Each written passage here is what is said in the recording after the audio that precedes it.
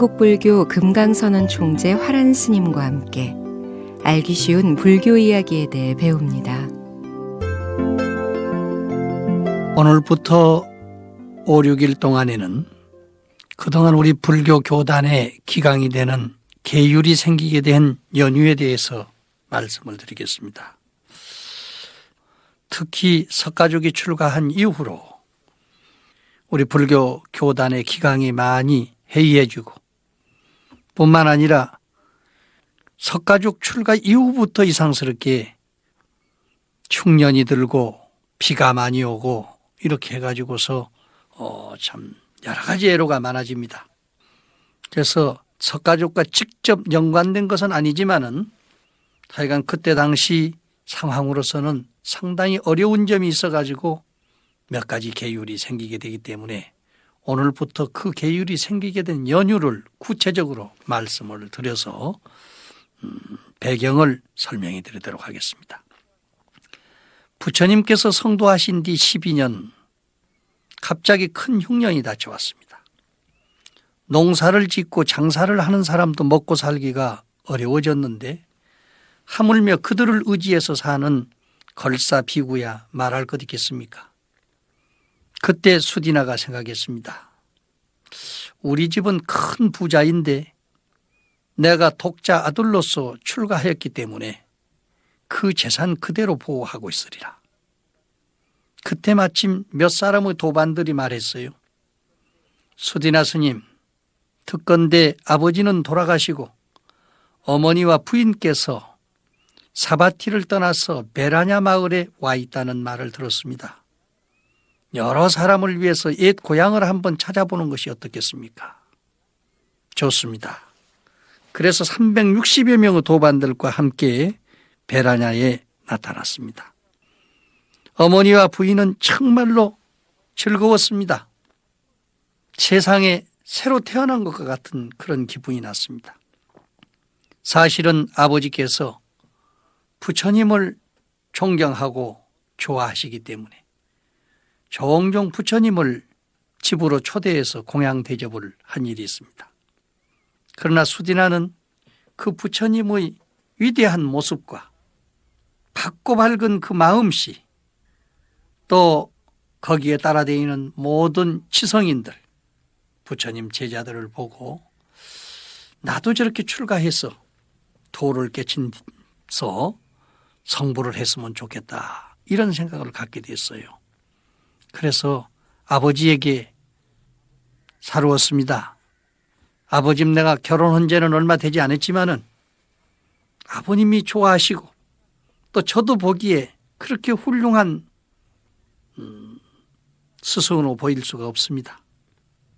서가모니 부처님을 스승 삼아서 저도 한번 출가를 해가지고 도를 깨쳐서 저 부처님과 같은 그런 후광 속에서 중생을 제도하는 사람이 됐으면 좋겠습니다. 그러니까 외아들이고 또 결혼한 지 얼마 돼서 아직 어린애도 낳지 않은 그런 판국이었습니다. 그런데 아버지께서 어머니하고 의논해가지고 출가를 하기는 했습니다마는 본인이 원하는 일이고 또 아버지가 좋아하는 일이기 때문에 외아들 하나 있는 것을 출가시키지만 어머니 마음은 참으로 가슴이 아팠고 또 결혼한 지 얼마 되지 않은 그 부인의 마음이야 더 말할 수 있었겠습니까? 그러나 그 뒤로 수디나는 출가해서 열심히 공부를 해도 돈은 쉽게 얻어지지 않았습니다. 그러나 이렇게 흉년이 많이 들어서 제대로 끈이를 잇지 못하다가 보니까 고향 생각을 하게 됐고 미안하지만은 고향에 가서 그 많은 재산을 잘못하면 국가에다가 환수하는 것보다는 도반들이 먹고 공부를 할 수 있도록 해주면 좋겠다. 이렇게 해서 같이 공부하는 도반들 360여 명을 데리고 베라냐 마을에 찾아가게 됐습니다. 어머니와 부인은 즐겨 반겨주시면서 이 재산은 일생을 먹고도 남을 재산이나 자식이 없는 까닭에 얼마 안 있으면 국고에 환수될 염려가 있다. 3개월이 아니라 3년이라도 먹여줄 테니 수디나만 나와서 가정의 맥을 끊어지지 않게 해주신다면 더 이상 바랄 것이 없겠다. 이런 건의를 했습니다.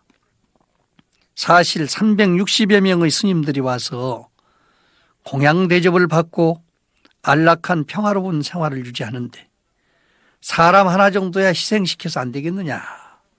그것도 죽는 것이 아니고 또 새로 결혼하는 것도 아니고 옛날 결혼해서 있던 사람 마을에 내려가서 살면 큰 장자로서 활동할 수 있는 사람이기 때문에 다들 그렇게 생각을 했지만은 그러나 수디나는 처음 발심했을 때 6일 동안 단식 투쟁으로서 출가한 그런 사람이거든요. 아버지께서는 승낙을 했지만 어머니께서 승낙을 하지 않기 때문에 6일 동안을 단식을 해서 투쟁을 했습니다. 그러니까 어머니가 차라리 굶어서 죽는 것보다는 출가해서 스님으로 계시는 것만도 살아있는 것만도 다행으로 알겠다 해가지고 출가를 허락해가지고 현 사람이기 때문에 초발심이 다른 사람하고는 비교가 안 될 정도로 강합니다. 그 초발심을 꺾을 수가 없어요. 그래서 절대로 반대를 했습니다. 그러니까 어머니께서 그렇다면은 내가 새로 장가드는 것도 아니고 아니 너의 애 부인과 함께 생활해가지고 내가 의지하고 살아갈 수 있는 자식 하나만 낳아달라 이렇게 부탁을 합니다. 이것이야말로 옆에 있는 스님들이 볼 때도 타당한 이야기거든요. 그래서 스님들이 우리가 밥을 편한 마음으로 얻어먹고 공부를 하게 하려면 무엇인가 부담이 없어야 되는데 새로 장가 가는 것도 아니니 그렇게 좀 해라 해가지고 옆으로 거들었습니다. 이로 인해서 수디나 스님은 수도 생활 가운데서도 종종 예부인을 만나게 됐었고 또 어머니를 봉양하게 됐습니다. 다행히 아이를 하나 낳아가지고 아이를 낳게 됐는데 아들을 낳게 됐어요. 너무너무 기뻐가지고 우리 집 그 종자를 계승해가는 사람이 된다 해가지고 그 아들 이름을 종자라고 부르게 됐습니다. 모두가 기뻐하고 정말 축복하는 아들이었습니다. 그런데 문제는 그 기쁜 것만으로 끝날 수가 없었어요. 스님들이나 기타 집안 사람들이 생각할 때 수디나 스님 이렇게 부르는 것보다는요, 종자 아버지 이렇게 부르는 것이 훨씬 자연스럽기 때문에 모든 스님들이 수디나를 종자 아버지 이렇게 부르게 됐었고 또 집안 사람들도 아무개 아버지 이렇게 부르다 보니까 이 수디나는 매우 기분이 나쁘게 됐습니다. 옛날에 아기를 낳기 전에는 수디나를 스님으로서 대접을 받고 또 그렇게 불러줬는데 아기를 낳고 나서부터서는 스님이란 말을 붙이지 않고 종자 아버지 이렇게 부르다 보니 수디나는 스님 대접을 받아야 할 사람이 속인 대접을 받음으로써 매우 불쾌해가지고 음식도 제대로 먹지 않고 얼굴이 바짝 말라갔어요. 그 뒤 흉년이 끝난 뒤에 부처님께 찾아갔습니다. 그런데 다른 데 있던 사람들은 얼굴들이 모두 바짝 말라가지고 왔는데 수디나 집에 갔던 사람들만은 얼굴이 다 좋단 말이죠. 단지 수디나만 좋지 않았습니다. 그래서 부처님께서 그 이유를 묻자 사실적으로 쭉 말씀을 드렸는데 수디나는 매우 불쾌해가지고 슬피 울었습니다. 부처님, 저는 사실 마을에 나가서 살고 싶지 않고 또 이런 일을 이루어지지 않도록 생각을 했었는데 불가피 흉년을 지내다 보니까 이런 결과가 왔습니다. 어떻게 하면 좋겠습니까? 그래 내 생각이 어쩌냐? 내 생각 같아서는 이 양이 이렇게 됐으니 마을에 내려가서 어머니 모시고 또 마누라 데리고 자식 잘 기르면서 일반 청신사로서 우바세로서 청정한 마음으로 세상을 잘 살아가면 좋고 또 열심히 돈을 벌어가지고 수행자들을 뒷바라지하면 좋겠는데 네 생각은 어쩌냐? 안 됩니다 부처님. 저는 죽어도 그렇게 할 수는 없습니다. 제가 애초에 출가할 때 6일 동안 단식까지 해가면서 출가를 했고 부처님께 약속드리지 않았습니까? 금생에 성불하지 못하면 내생이라도 꼭 성불해서 부처님과 똑같은 그런 인격을 내가 형성을 해가지고 중생 구제를 하는데 앞장서겠다고 했는데 어찌 제가 종자 하나 나가지고 잘못됐다고 해가지고 다시 세상에 나간다는 것은 저는 이해가 안 됩니다. 할 수 없이 부처님께서는 종자의 어머니와 그의 부인을 불렀습니다. 그래서 의논을 했어요. 근데 만약에 그 수디나가 마을로 내려간다면 죽는다고 하는데 어떻게 합니까? 그러니까 어머니 부인 되는 사람은 매우 기뻤지만은 또 한편 살다 보니 그 종자 하나만 의지하고도 살 수가 없어요.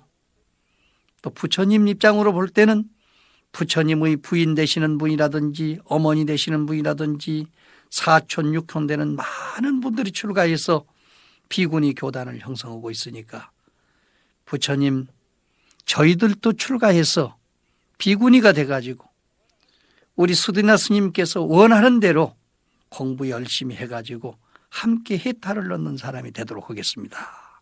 약속을 했습니다.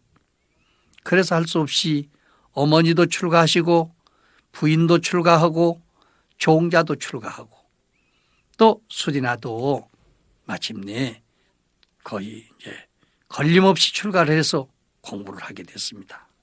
그러나 이러한 일은 애초에부터 안 생긴 것만은 갖지 못합니다. 수디나 부인은 밥때가 되면 아기를 안고 밥을 얻으러 다녀야 되니까 여러분 한번 생각을 해보십시오.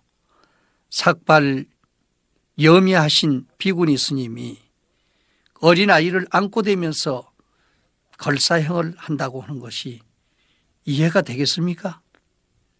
이런 문제 때문에 아기를 안고 다니면서 걸사 생활을 해서는 안 된다고 하는 계율이 생기게 됐고 또 아기들을 따로 띄어서 특별 요즘 말하면 타가소처럼 보육을 할 수 있는 그런 기관을 만들어야 된다고 하는 그런 이야기까지 나게 됐던 것입니다.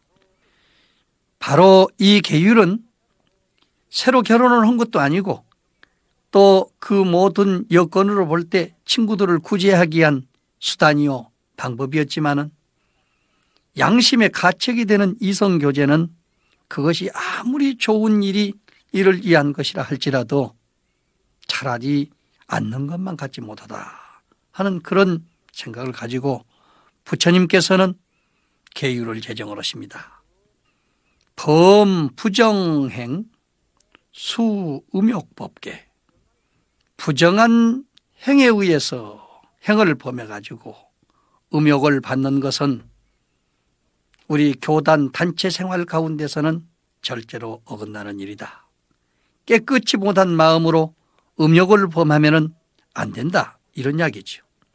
말하자면 후회의 대상이 되는 이성관계는 애초부터 않는 것이 좋다는 것입니다. 이것이 우리 불교에서 불음계가 생기게 된 동기입니다. 보살계에서는 불살생기가 먼저 나옵니다. 그렇지만은 최초의 우리 불교의 계율이 생기게 된 동기로 보면은 바로 수디나의 불임계로부터 시작이 됩니다. 또 비구의 수행 가운데서 가장 중요한 것은 음계이기 때문에 비구 250개 가운데는 제일 처음에 음계를 놓고 있습니다. 사람은 바로 이 사랑 속에서 만들어져서 사랑 속에서 길러지기 때문에 이것을 여의기가 매우 어렵습니다. 그러지만은 출가 수행 가운데서 가장 중요한 것은 이 한 가지로 인해 가지고 만 가지의 장애가 생기기 때문에 부처님께서는 단체 생활을 하는 비구교단에서 특별히 이 계율을 강조하신 것입니다. 여러분 한번 생각을 해 보십시오. 군대 생활을 하는데 많은 군인들이 다 독신 생활을 하는데 혼자만 그 가운데서 가정 생활을 한다고 한번 상상을 해 보십시오. 그렇기 때문에 영내에는 절대 여자들이 출입을 금지하고 밖에다가 아파트를 지어서 장교 아니라고 할지라도 별도 생활을 할 수 있게 만들어 놓았지 않습니까? 그래서 이 단체 생활을 하는 데 있어서 특히 출가 비구의 생활을 에 있어서는 가정 생활을 용납하지 않게 됐던 것입니다. 이것은 장차 동북아시아 불교로 가면서 기후 풍토와 사회적인 여러 가지 여건에 의해서 조금씩 달라지기는 합니다마는 기본적인 문제는 변함이 없습니다. 청정한 모습으로 한 사람의 애인을 데리고 사는 거기서 그치는 것이 아니라 만인을 애인 삼아서 청정한 모습으로 그들의 고민을 떼어나가는 대자대비의 정신으로서 불도를 수행할 수 있도록 가르치는 것이 부처님의 계율인 것입니다. 그래서 이것은 사람의 마음을 구속하고 괴롭게 여기서 만든 것이 아니라 스스로 그 마음에 안락과 평화를 주기 위해서 계율이 제정된 것입니다. 우리는 한때의 잘못된 생각으로 일을 저질러 놓고 보면은 세세생생 돌이킬 수 없는 고민을 겪게 되는 수가 있습니다. 항상 어떤 일을 할 때에 미리 이 수디나의 음계를 한번 생각해 보고 과연 우리는 순수한 마음으로 불자로서 생활을 할 수 있다고 하는 것을 각오한다면 그때는 문제가 다르다고 생각이 됩니다. 내일은 자살심을 일으키지 말라는 불살생계에 대해서 말씀을 드리겠습니다.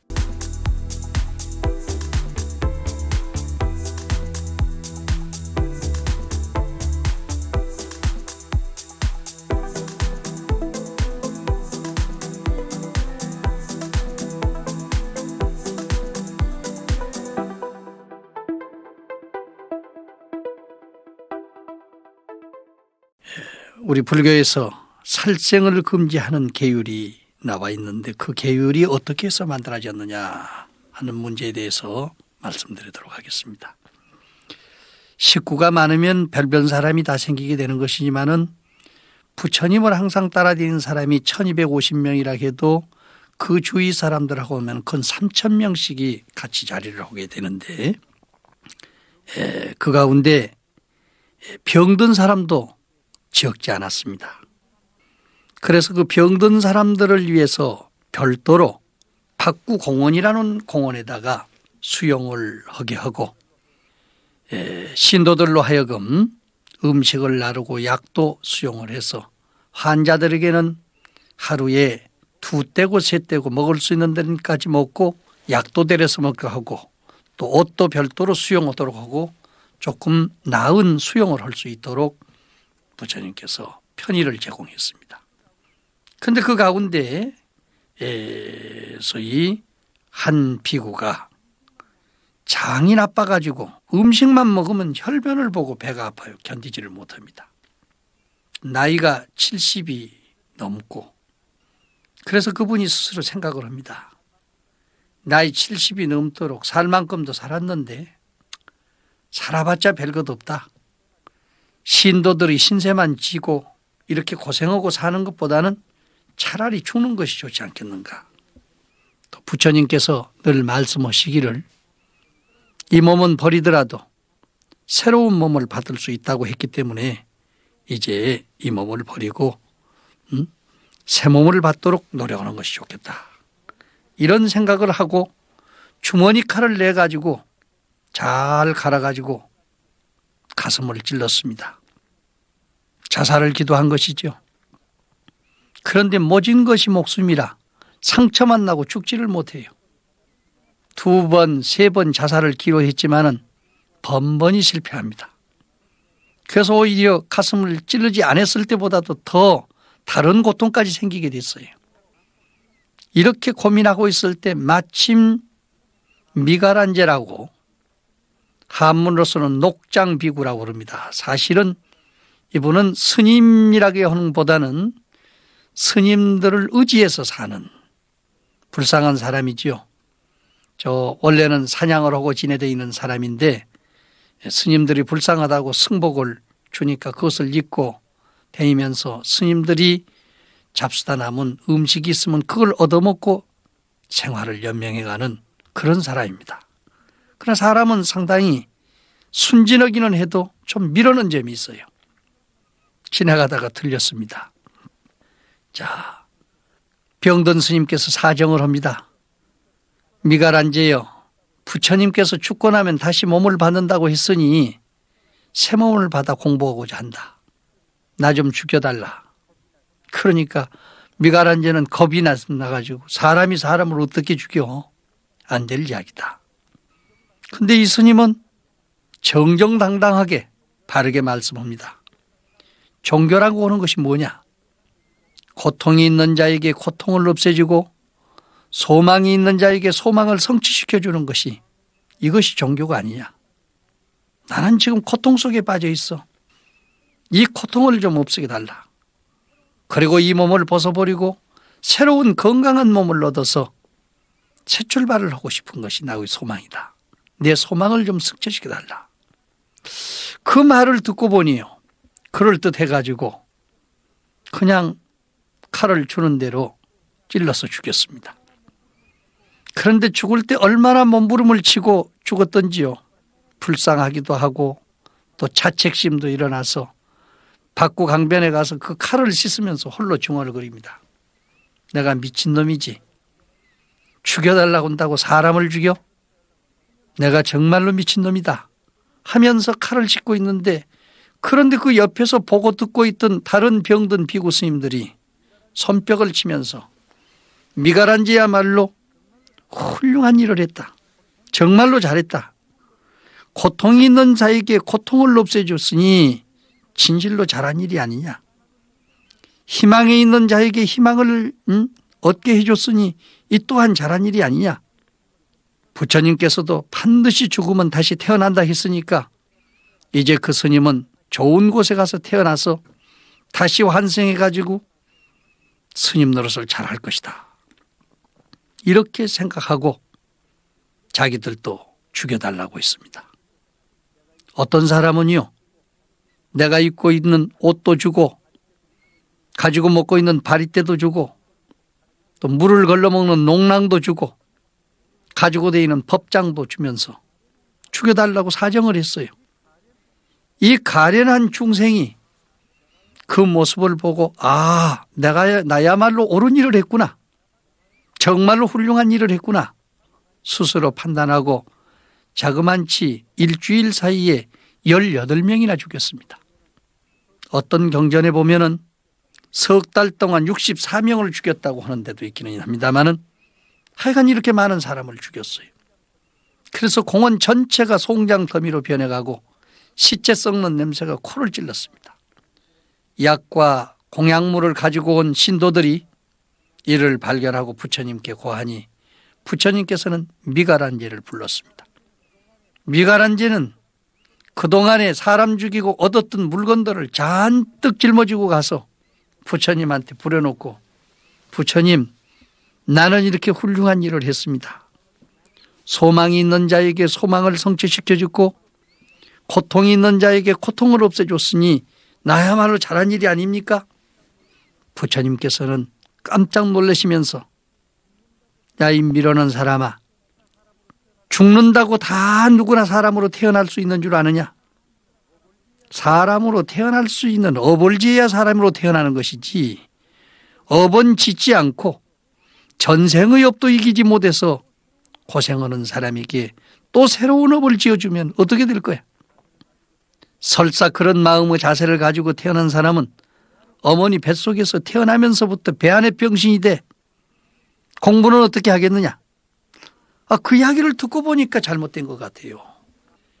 사람이 이 세상에서 생을 받는다는 것은 업에 의해서 생을 받게 되는데 그 업을 청소하지 않고 죽게 되면은 나쁜 업의 과보로서 나쁜 과보를 받을 것은 정한이 지고, 업력이 남아가지고서 탐욕이 많으면은 지옥아기 축생에 가서 떨어질 텐데 어떻게 사람이 되겠습니까? 또 설사 스님이 된다고 하지만은 복덕이적 있는 사람은 천당에 가서 태어나면 향락받느라고 어떻게 스님이 돼? 구도는 못 가지고 하느냐고 말이에요. 우선 병들어서 고통하는 것을 좀 떼어줬을 뿐인데, 만약에 어머니 뱃속에서부터 병신이 돼서 나온다면은 일생 동안을 두고 올바른 생활을 할 수 있겠느냐고 말이지. 항상 비굴하고 스스로 이 몸을 저주해가면서 살아야 되는 그런 불쌍한 존재가 되게 되는 것입니다. 그렇기 때문에 살생행위라고는 대단히 잘못했다. 불법을 한다고 하는 것은 제 본래의 생명을 가장 존중하고 사랑해가지고 천상천하 유아독존을 실현하는 일이요. 그런데 그런 사람들이 제 자신을 없인 여기고 제 가족을 없인 여기면은 어떻게 귀하고 높은 인격을 형성할 수 있겠느냐. 그러니 이제부터서는 모든 불자는 고의로 사람의 목숨을 끊거나 죽이는 것을 찬탄하지 말 것이며 또 죽도록 권장하지 말라 해가지고 고단 인사 탄거 쾌 근사계라고 하는 계를 만듭니다. 말하자면 고의로 사람의 목숨을 끊거나 죽이는 것을 찬탄하지 말며 또 죽도록 권장하지도 말아라 하는 그런 계지요. 그러니까 불살생의 최초 계율은 모든 생명을 죽이지 말라 이렇게 시작이 된 것이 아니고 자살하지 말라 그것부터 시작이 되는 것입니다.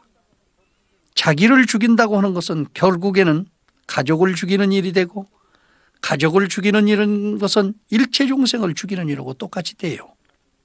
생각해 보십시오. 불교의 생명성은 영원한 것입니다.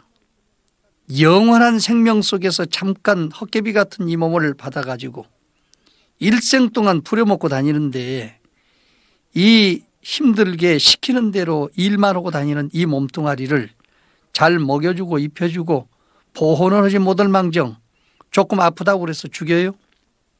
그런 사람이 어떻게 귀한 사람이 될 수 있습니까? 자기가 자기를 죽이는 사람 절대로 귀해지지 못합니다.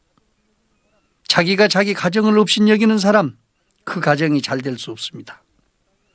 설사 다른 사람이 불쌍히 여긴다 하더라도 그것은 안타까워서 보호하는 이야기고 진짜로 귀해서 그 사람을 보호해 주는 것은 아닐 것입니다.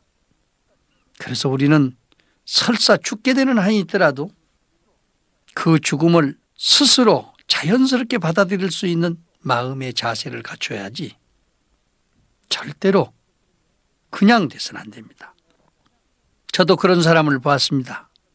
마약을 해가지고 억지로 그것을 끊게 만들었는데 마약할 때보다 더 바짝 말라갔어요. 그러니까 어머니나 아버지나 본인이나 차라리 이렇게 마약하다가 죽는 것이 낫지 억지로 이렇게 말려가지고 죽게 하는 것이 낫겠느냐. 볼 수가 없다 그랬습니다. 제가 그런 이야기를 했습니다. 마약하다 죽으면은 지옥 종자밖에 안 돼. 기도하다 죽으면은 같이 죽는 것은 똑같지만은 천당 가는 종자가 될 수 있고 인도 한생하는 종자가 될 수 있다.